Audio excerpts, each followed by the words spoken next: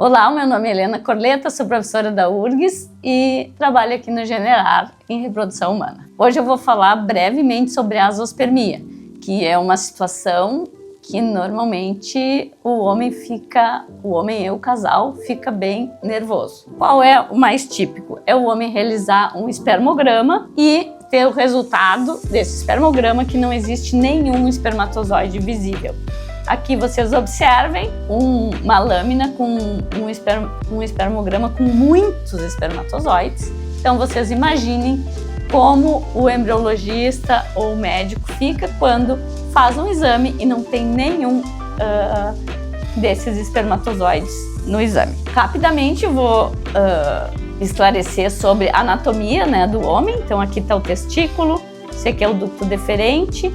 O testículo é onde são produzidos os espermatozoides. Os espermatozoides têm um tipo de um depósito, que é aqui no epidídimo, e depois eles, na hora do ejaculado, eles vão pelo ducto deferente até a uretra e depois saem no ejaculado. Então, os espermatozoides, eles são realmente fabricados dentro do testículo e vão para esses pequenos ductos e depois eles são transportados até o deferente.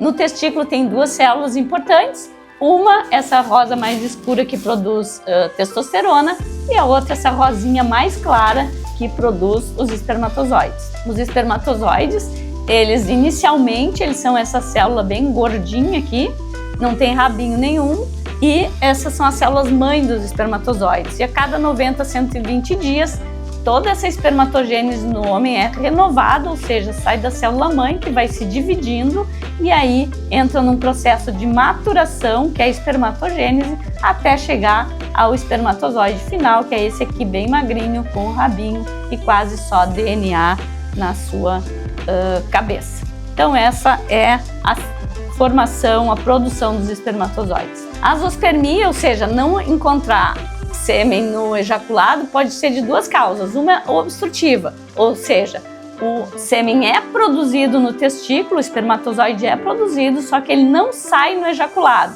A obstrução pode ser no deferente e o fator mais comum de obstrução de deferente é a vasectomia, um homem que não quer mais engravidar, obstrui o seu deferente.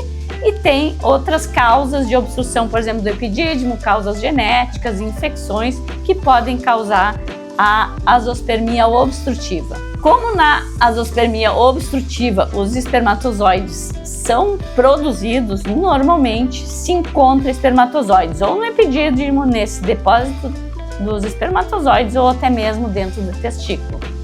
E esses espermatozoides dessa região, quando se obtém dessa região os espermatozoides, eles geralmente não são móveis e são num número muito reduzido em comparação aos milhões que saem no ejaculado. Então, pode-se obter esses espermatozoides por punção, se punciona o epidídimo, ou se punciona ou faz uma cirurgia para retirá-los dos testículos e depois se utiliza na ICSI, na injeção intracitoplasmática de espermatozoides. A azospermia não obstrutiva ela é um pouco mais grave. Mais grave por quê?